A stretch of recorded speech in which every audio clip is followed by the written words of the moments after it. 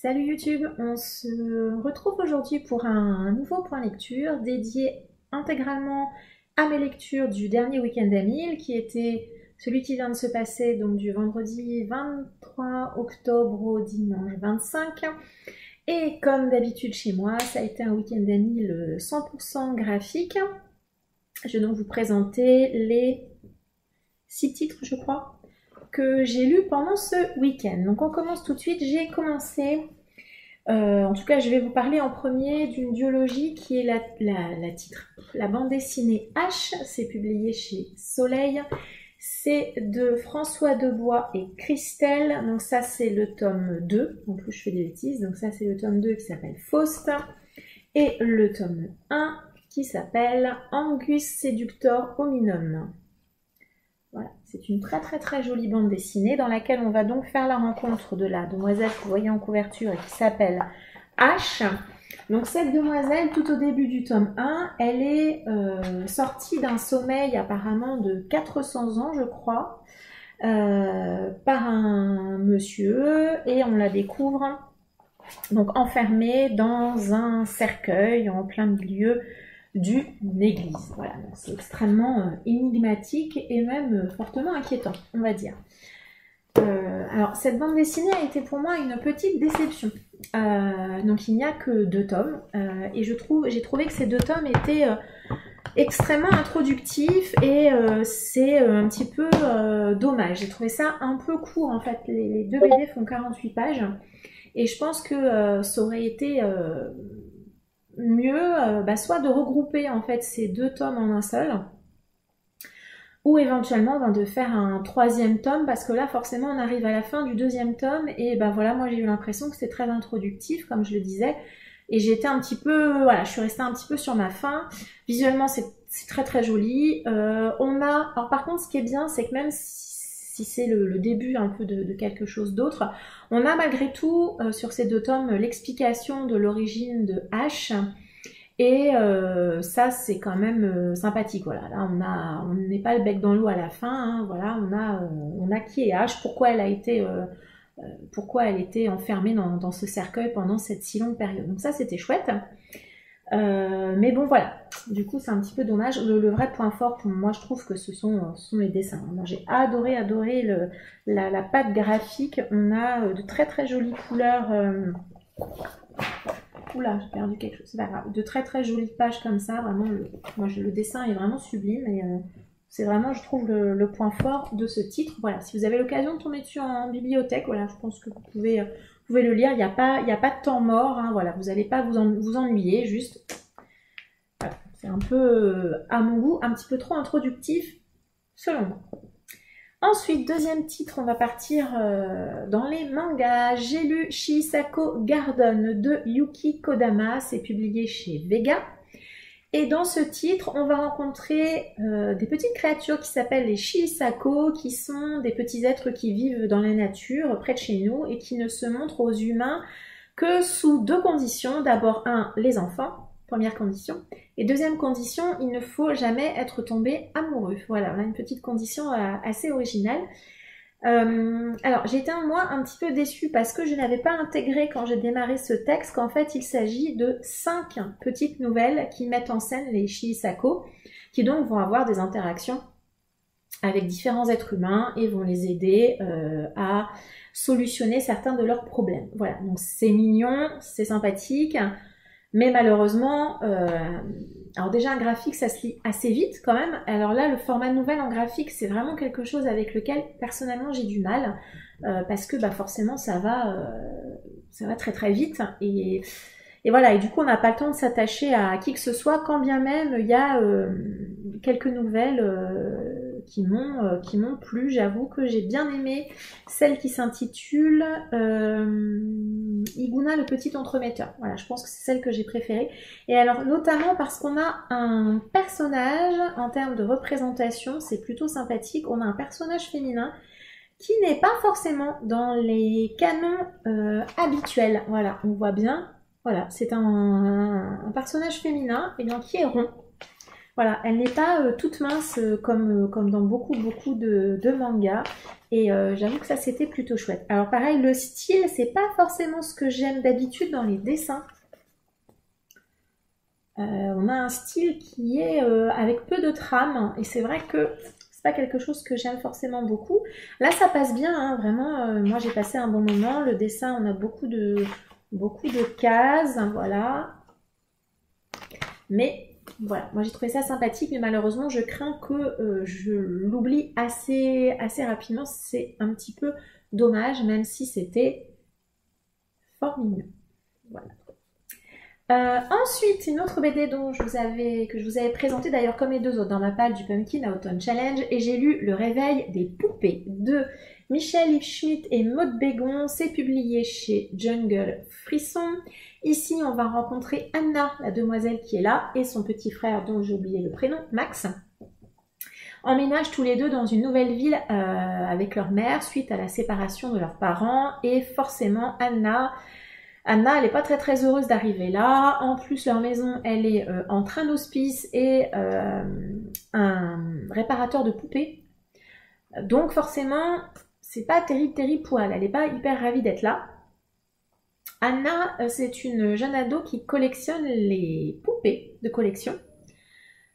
Et suite à une dispute avec son frère, une de ses poupées va être abîmée et elle va donc se rendre chez le réparateur de poupées, quelle chance elle a, pas très loin de chez elle, pour qu'il puisse réparer sa poupée.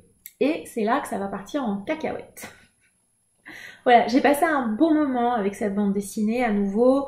Bon, au niveau du scénario, à nouveau, même si c'est un one-shot, me semble-t-il, on sent qu'il pourrait y avoir une suite, même si ce n'est pas forcément obligatoire. J'ai passé un bon moment.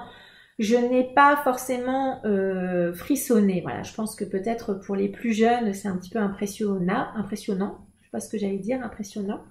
De voir ces poupées-là, parce qu'il n'y a pas de mystère, hein, vous vous doutez bien qu'à un moment, il va y avoir un petit souci avec ces charmantes poupées-là.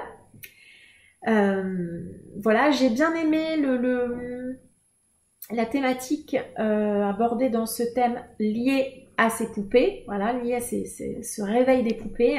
C'était vraiment sympathique. Forcément, comme on est sur quelque chose qui fait 48 pages, c'est le format BD classique, me semble-t-il, ouais, on est sur 48 pages, ça va assez vite, hein, voilà, mais on n'a pas de temps mort, on s'ennuie pas, voilà, ça marche bien. Et on a un dessin que moi j'aime bien. Voilà, on est sur un dessin qui fait très crayonné. Donc moi c'est un dessin que j'aime bien, avec des couleurs assez douces, pour évoquer des trucs pas forcément très doux quand même, hein, voilà, mais voilà, et puis même je trouve que les émotions sur les visages, voilà, sont plutôt bien faites aussi. Donc voilà, je trouve que le point fort vraiment là c'est le visuel, et puis je trouve que voilà, on a une petite ambiance creepy dans cette bande dessinée, donc c'était fort sympathique. Ensuite, je me suis lu, je pense que ce week-end ça a été ma vraie bonne surprise, puisque je ne m'attendais pas du tout à ce que j'ai lu dans Echo de Bianco et Almanza. C'est publié chez Soleil dans leur collection Métamorphose, donc ça c'est le tome 1. J'ai lu la trilogie, donc voici le tome 2 et le tome 3. Voilà, donc dans cette trilogie, alors on n'est pas sur de la bande dessinée, on est plutôt sur du roman graphique, hein, puisqu'on a voilà, de très jolies planches comme ça, avec très peu de texte. Et puis parfois on a des doubles planches comme ça, avec un petit peu plus de texte. Et puis on a parfois également, voilà, des choses comme ça. Voilà. Donc c'est une trilogie qui se lit effectivement très vite, hein. Vraiment j'ai enchaîné les 3 tomes et ça se lit vraiment tout seul. Donc ici on va rencontrer Echo, une petite fille qui vit dans un monde où ses parents sont tailleurs et ils sont extrêmement populaires, ils sont très sollicités notamment par la noblesse et le roi de ce monde. Donc ils n'ont pas beaucoup de temps pour s'occuper de Echo, hein. C'est une petite fille très solitaire et très isolée. Un jour, son père va lui donner 3 petites poupées qu'elle doit livrer. Alors je ne sais plus si c'est au prince ou au roi de ce monde. En tout cas, il charge sa fille de livrer ces 3 petites poupées. et cela ne va pas forcément se passer comme prévu. Voilà. Alors, j'ai démarré cette histoire en m'attendant à y trouver un conte de fées. Et c'est effectivement, ça a effectivement démarré comme ça, comme un conte. J'étais vraiment dans cette ambiance-là. Voilà, la petite fille malheureuse. Alors, elle n'est pas maltraitée par ses parents, mais voilà, c'est pas un foyer plein d'amour, hein, on va dire clairement. En plus, dans ce tome-là, en tout cas, au démarrage de chaque chapitre, pardon, on a le petit paragraphe que vous voyez ici en italique. À chaque fois, ça reprend un extrait de conte de fées. Donc, on a Jack et le haricot magique qui revient plusieurs fois. On a Blanche-Neige aussi, et il y en a d'autres comme ça, enfin, à chaque chapitre.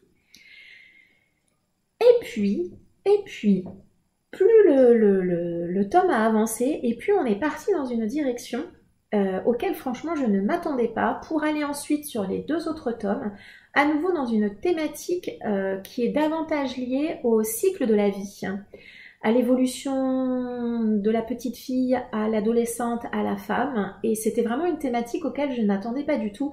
J'ai trouvé ça super bien fait, j'ai trouvé ça très intéressant, et franchement, je vous recommande cette petite trilogie qu'on a peu vu passer. Et je trouve ça tellement dommage. Elle aborde vraiment plein de thématiques très intéressantes et c'est très bien fait, c'est très doux. Et voilà, et moi j'ai passé un super moment et je regrette vraiment de ne pas l'avoir lu avant. Vraiment, ça a été une très très bonne surprise. Voilà, je m'attendais à un conte de fées et c'est effectivement ce que j'ai eu au démarrage pour partir très très très loin du conte. Tout en gardant vraiment le côté un petit peu magique et merveilleux des contes de fées. Voilà. Donc, de la même manière, si vous avez l'occasion de tomber sur cette trilogie, je vous la recommande vraiment beaucoup, beaucoup, beaucoup. Vraiment. Et en plus, voilà, les dessins de Jérémy Almanza, que je ne dise pas de bêtises, ils sont juste à tomber. Il y a certaines pages, je me suis arrêtée vraiment un long moment. Voilà, cette page-là qui est absolument sublime. On est entre le merveilleux, le steampunk, l'horrifique, le creepy. Vraiment, c'était c'est vraiment magnifique. Je trouve le style graphique de cette trilogie absolument sublime. Complètement autre chose, on va partir dans vraiment autre chose, on retourne dans le manga. Cette fois-ci, on va parler de l'appel de Cthulhu. Donc c'est sur le texte de Lovecraft, c'est illustré par Gu Tanabe et c'est publié par Kiyun dans cette sublime collection qui est les chefs-d'œuvre de Lovecraft. Alors ici, c'est bien évidemment tout simplement l'adaptation de la nouvelle éponyme, il n'y a pas de fantaisie particulière. Alors, je vais être un peu embêtée pour résumer ce texte. En gros, on va découvrir une secte pas qui glorifie, mais en tout cas qui vénère, voilà, c'est le terme que je cherchais, qui vénère une créature qui s'appelle Cthulhu, et on va découvrir ce qu'est cette créature, d'où elle vient. Et voilà, on retrouve, moi je trouve vraiment alors moi je trouve que de manière générale, le dessin de Gu Tanabe se marie tellement bien à la nouvelle de Lovecraft, ils étaient faits pour se rencontrer virtuellement, j'allais dire, en tout cas par l'intermédiaire de leur art. Je trouve que le dessin de Gu Tanabe arrive vraiment à restituer cette ambiance angoissante, oppressante. En plus, je trouve que voilà, les visages de la même manière sont tellement bien représentés. On voit l'inquiétude, la tension, on voit voilà, on a des doubles pages qui sont absolument magnifiques. Vraiment, vraiment, vraiment, on a des choses... regardez le visage de ce personnage, on sent bien que il y a un problème, que c'est flippant.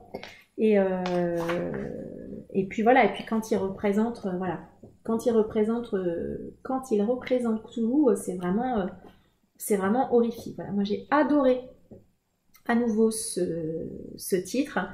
Je crois il me semble qu'il y a 2 autres titres encore, donc ça serait bien qu'on les ait l'année prochaine. En tout cas, moi je serai au rendez-vous. J'ai passé un excellent moment. De cette collection, si je devais faire une sélection, je dirais que celui que j'ai vraiment adoré, c'est Les Montagnes Hallucinées. C'est vraiment le tome 1, c'est celui vraiment qui a été un très très joli coup de cœur. Là, ça a été une excellente lecture, vraiment vraiment excellente. Si vous avez lu les autres et que vous les avez aimés, il n'y a aucune raison que vous n'aimiez pas celui-là. En plus, on est vraiment à l'origine du mythe. Donc si vous connaissez pas du tout la créature Cthulhu, je vous invite vraiment à découvrir ce texte via l'adaptation manga, puisque là, vraiment, vous allez avoir une adaptation hyper fidèle. Donc c'était une excellente lecture, j'ai passé un très bon moment. À nouveau, c'est un petit peu creepy, donc voilà, c'est vrai que pour cette période halloweenesque, c'est absolument parfait. Donc voilà, je vous la recommande, mais de manière générale, je vous recommande toute cette collection publiée chez Kiyun qui est une vraie réussite.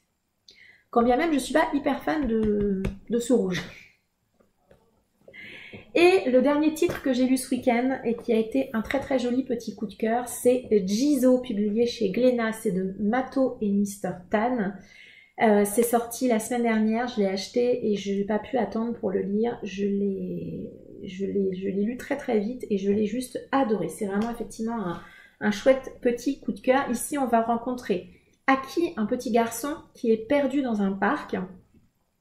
Et il va faire la rencontre d'un autre petit garçon qui s'appelle Jizo et qui va lui proposer de l'aider à rentrer chez lui, également tout en essayant d'éviter une espèce de créature qui traîne dans ce parc et qui a l'air de faire beaucoup de mal aux autres enfants. Alors, je n'ai pas trop envie de vous parler de l'histoire plus parce que ça reste un one-shot, donc voilà, ça reste bien de le découvrir par vous-même. Je vous conseille de ne pas trop le feuilleter en magasin parce que moi j'avais fait le choix de ne pas trop feuilleter au-delà du début hein, et je m'en félicite parce que j'aurais vraiment été très très déçue de tomber sur certaines choses quand bien même j'ai assez vite compris là où on allait aller et quelle était la thématique qui allait être abordée dans ce texte, mais ça ne m'a pas du tout empêché de l'adorer. Vraiment, j'ai trouvé que c'était très bien fait. C'est une thématique que moi j'aime assez retrouver dans mes lectures. J'ai trouvé ça assez émouvant et en tout cas j'ai passé un excellent moment. On a au niveau du dessin, je sais pas, au début voilà, au début je trouvais qu'on était un petit peu entre le crayonné et le manga. Vous voyez, par moments, comme si le dessin était juste souligné. Mais finalement, avec le recul, je trouve, et on a de très jolies planches, voilà, comme ça, voilà, qui prennent toute leur saveur quand on a lu le texte en entier, bien évidemment.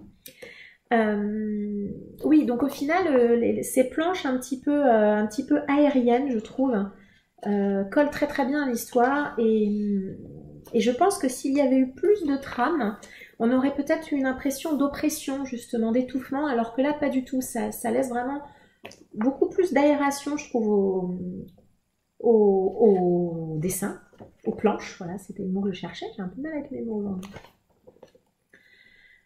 Voilà, donc ça vient de sortir. Je ne peux que vous le recommander. Voilà, moi je l'ai adoré. Mon avis il est un petit peu brouillon parce que j'ai un peu de mal à parler de ce titre sans vraiment trop vous en dire. Je voudrais vraiment pas gâcher cette très jolie histoire. Et voilà, moi j'avais été attirée par la couverture et je regrette pas du tout mon achat. Voilà, je vous recommande vraiment de découvrir ce titre si vous aimez les mangas, si vous aimez les titres graphiques. Achetez-le, lisez-le, ça vaut vraiment le coup. Ça vaut vraiment le coup. Voilà, et j'ai pas envie de vous en dire plus parce que ça serait vraiment dommage de vous gâcher la découverte de cette très jolie histoire. Voilà, c'était le dernier titre que je voulais vous présenter dans cette vidéo. Voilà, globalement je suis très contente parce que j'ai vraiment eu de très chouettes lectures. Là il y a vraiment que H où j'étais un petit peu déçue, mais bon, voilà, c'est resté une bonne lecture, voilà. Et bah écoutez, c'est terminé. Voilà, j'espère que vous, si vous avez participé également au Week-end à 1000, fait de jolies découvertes. J'espère moi vous avoir fait découvrir quelques titres. Si c'est le cas, n'hésitez pas à me l'indiquer en commentaire. Si on a eu des lectures en commun également, n'hésitez pas à me donner votre avis, si elle est le même que le mien ou pas du tout. Je vous remercie de m'avoir suivi, j'espère vous avoir fait passer un agréable moment et je vous souhaite une agréable journée. Au revoir.